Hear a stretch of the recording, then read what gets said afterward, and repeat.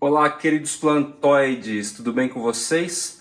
Passaram-se em torno de 3 meses que as Alocasia, a gangue das Alocasia, chegaram aqui na minha florestinha.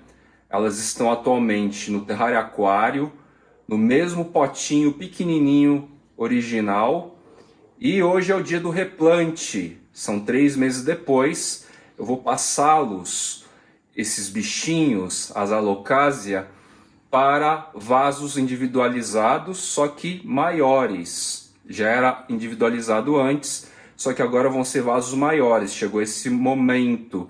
E vamos ver então como elas estão em relação a 3 meses atrás. Vocês vão poder verificar e fazer o comparativo a partir deste vídeo aqui, ó. Logo que chegou, eu produzi este conteúdo e agora, neste momento de replante. Bora lá, meus queridos!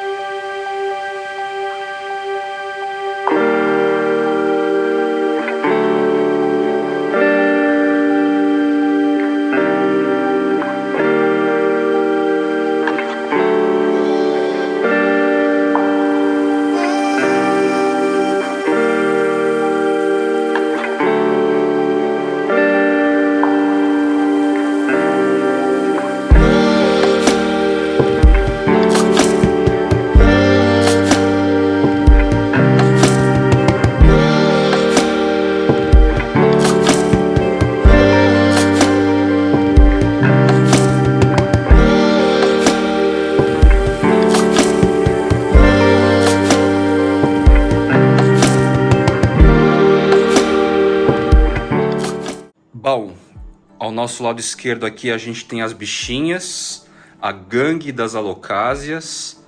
Essa aqui é a Scalprum, Alocasia Scalprum.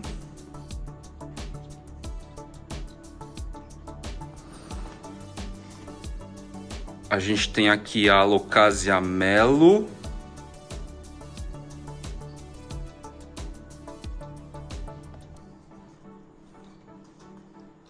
Temos a famigerada Baginda Dragon Scale. Ela tá meio tortinha assim porque o vaso estava caído, então a planta se curvou por causa da luz, para encontrar a luz. Baginda Dragon Scale. Alocasia Aslani,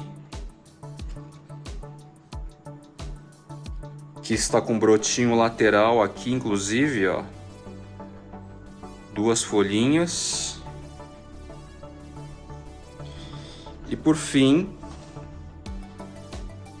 Alocasia Cuprea Red Secret. Certo? Primeira sugestão que eu faço é que vocês acessem o link que eu apresentei agora no começo do vídeo e dei uma comparada de como elas estavam há 3 meses atrás e como que elas se encontram hoje, os tamanhos. Vocês possivelmente vão notar que o crescimento, o desenvolvimento se apresenta aqui de uma maneira bastante evidente e clara, certo? Isso está relacionado à eficiência do terrário aquário, que é uma verdadeira estufa, certo? Agora, então, chegou o momento de replantá-los. Vejam só, mantive no mesmo potinho. Olha como as raízes, elas foram buscando espaços extras lá no terrário aquário para captação de nutrientes. Em alguma medida, todas elas estão com essas raízes soltando aqui assim, ó. Bem interessante esse aspecto. Embora esse espaço seja contido, ela conseguiu liberar raízes que alcançaram aí o substrato do próprio terrário aquário. No caso, eu não precisei arrancar nenhuma delas propriamente, puxar, mas estavam levemente grudadas em algumas cascas de pinos, carvão e tal. Se eu deixasse esses carinhas lá, à exceção da altura, que uma hora ia bater, elas iam ficar lá desenvolvendo mesmo com essa restrição, porque raízes terrestres foram de encontro a áreas maiores, com mais nutrientes e tudo mais. Vou replantá-las nesses vasinhos translúcidos, transparentes, muito eficientes para a gente poder ter controle. Tem essa área aqui de aeração, é um vasinho feito para orquídea, mas que tem sido muito útil para arace. E a transparência, repetindo, é bom sempre frisar, nos dá condições de enxergar a condição de umidade do substrato e enxergar também o crescimento das raízes. Dois aspectos bem úteis. Como substrato, a gente tem aqui casca de pinos, um pouco de substrato de terra já enriquecida, perlita no caso, e o carvãozinho que eu utilizo, carvãozinho bem triturado de casca de pinos e turfa de esfagno, tá? Os plantoides vira e mexe complementam com comentários os episódios, sugerindo outros insumos equivalentes a esses aqui. Varia muito de região para região. Pessoal que vive mais próximo de regiões rurais ou com acesso até a parte mais de floresta e tal, tem outras condições, outros insumos que no final saem mais baratos, mais em conta e vão ter a mesma qualidade, a mesma função aqui para o nosso rolê, certo? Do substrato que simula em alguma medida a serrapilheira. Bom, bora lá. Começar então aqui com a Baginda Dragon Scale. Como está super enraizado, vejam só, super enraizado, eu vou manter o bolinho aqui de esfagno, tá? Aí vocês vão me perguntar, putz, mas isso não pode gerar problema no replante e tal?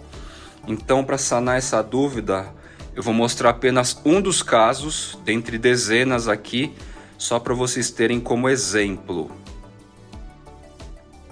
Como exemplo, então, aqui do Florida Ghost, o vaso anterior tinha esfagno, estava extremamente enraizado. E aí eu replantei com todo um monte de esfagno, num substrato e num vaso maior. A planta tem se desenvolvido belamente e tal. Muitas folhas e crescimento, mesmo sem tutor.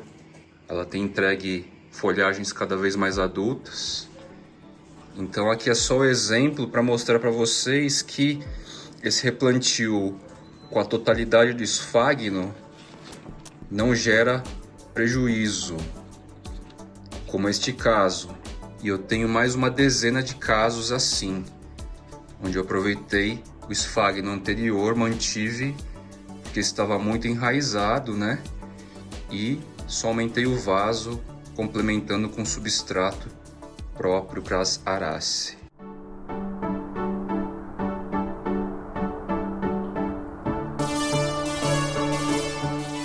Então, com esse exemplo que vocês acabaram de ver, vou seguir o mesmo padrão aqui para todas elas, tá? Não vou mexer aqui.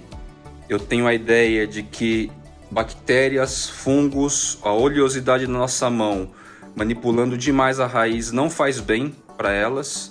Quanto menos a gente mexer nessa parte mais sensível da planta, melhor.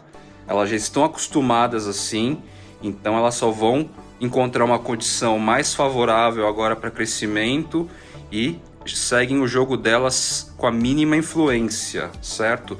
Sem tanta manipulação. Essa ideia é meio que particular, tem pessoas que preferem fazer diferente, mexer na raiz, tirar as partes mais estragadas, digo, mortas, envelhecidas, certo? Mas, na minha concepção, não vale a pena esse tipo de situação. Fly, por que você está plantando na extremidade do vaso. Bom, primeiro que neste caso especificamente, a gente vai encontrar o que aqui dentro, ó? Essa parte aqui, ó. Essa protuberância de aeração, maior aeração para as raízes. Então, eu tô colocando na lateral, tá? As raízes vão acabar percorrendo nesses sentidos aqui e para baixo. Então a Bajin da Dragon Scale já está replantada. Vamos soltar agora a Red Secret. Mesma coisa, ó. Bem volumoso de raiz. Ela tá com umas raízes mais compridas. Eu meio que posiciono lá no fundo do vaso já.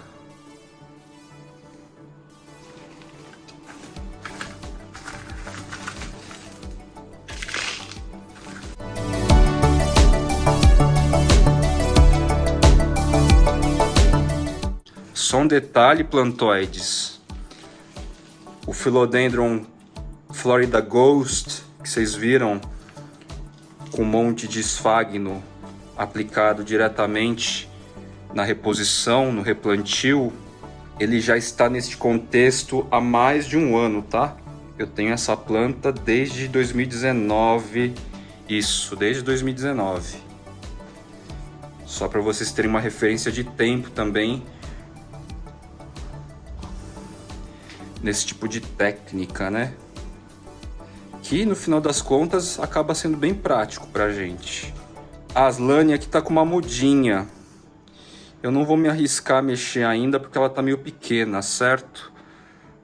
Com novo aproveitamento de espaço, ela vai dar uma crescida, aí depois eu vejo o que eu faço. As Alocasia liberam esses pequenos tubérculos, não sei qual o nome ideal dizer, rizomas e tal. Esses carinhas todos potencialmente vão se tornar novas plantas, que foi o caso aqui da Aslane com este microindivíduo, praticamente uma plântula ainda. Todas elas têm essas túberas, esses pequenos rizomas, todas elas. No caso aqui, ó, eu vou deixar o pequeno indivíduo à frente dele para o centro do vaso, para ele ter mais espaço nessa parte aqui, ó, certo? Ao invés de colocar assim, que vai ficar apertado para ele. Então, coloco nessa posição aqui, para que este indivíduo bebê aqui tenha mais espaço para crescimento também.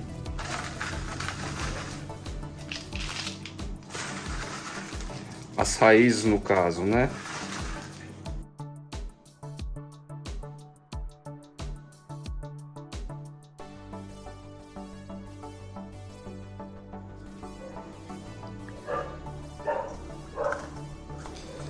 Potinhos que eu vou guardar para futuramente colocar outras mudas, né?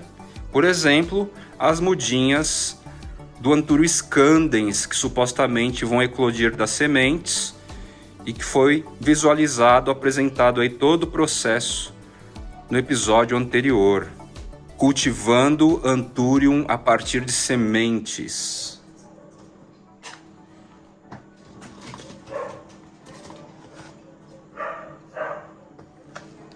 Scalprum agora, vou confessar que esse carinha é o meu preferido do rolê, é o que realmente se destaca pela forma das folhas, se distingue bem, né?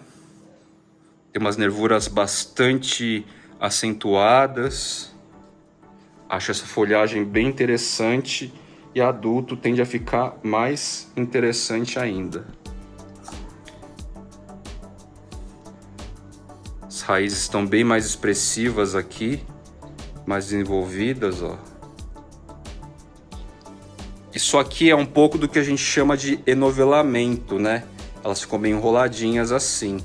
Mas tudo bem, vou deixar aqui e boto fé total que no instinto de vida as raízes vão buscar novos caminhos em breve, a partir do reconhecimento da nova área, região. Notem aqui, ó, uma das túberas, um dos tubérculos, um dos rizomas, está começando a brotar. Muito provavelmente vou ter um segundo indivíduo aqui. Então, mesma coisa. Este canto aqui eu vou deixar apontado para a área com mais espaço.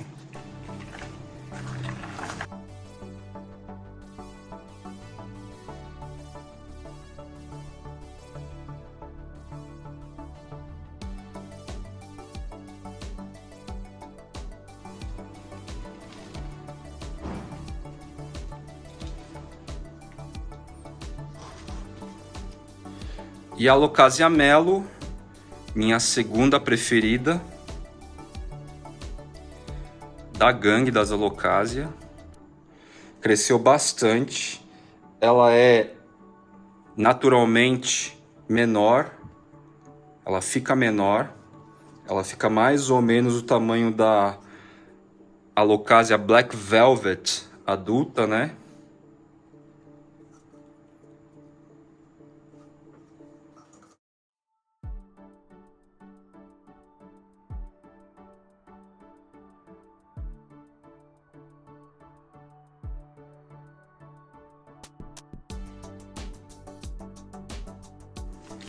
Que a gente observa aqui então são as espécies da gangue 3 meses depois, hein?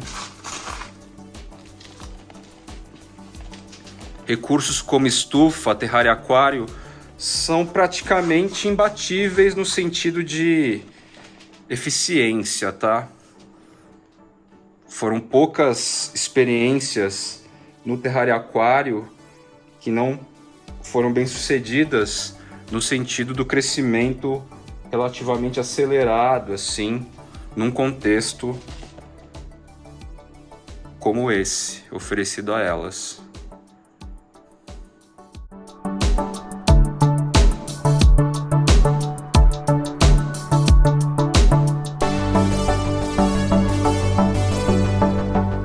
Agora eu vou fazer aquela rega em abundância, certo?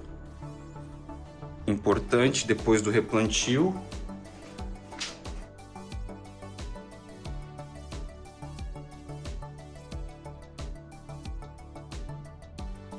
Como o substrato é altamente fibroso, é rapidinho para a água aparecer escoando lá por baixo e a absorção é imediata. Não dá tempo de inundar, alagar o vaso. Mais uma vez, se vocês conseguem enxergar aí, o que a gente vê de água preta, escura, na verdade é partículas de carvão e não de substrato propriamente. Tem um pouco de substrato, mas é mais o carvão que vaza.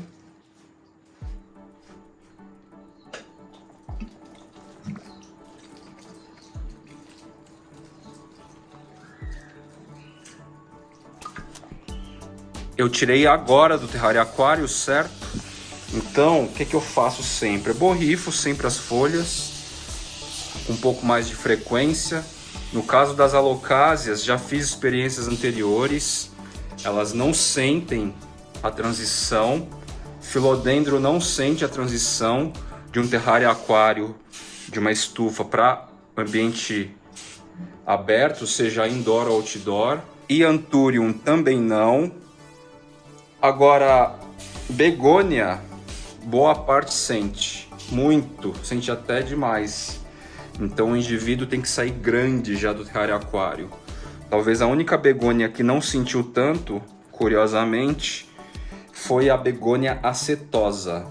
Todas as demais espécies, inclusive a Hamsleyana, que é uma begônia da China, né, sentiram a saída, a troca de ambiente, de um ambiente do tipo estufa para ambiente aberto, seja indoor ou outdoor. Tá bom? É isso aí, meus queridos plantoides. O replante foi feito e a cena final agora vai ser de onde eu vou posicionar essas bichinhas. começo a ficar com problema de espaço aqui. Então provavelmente eu vá distribuí-las em locais diferentes.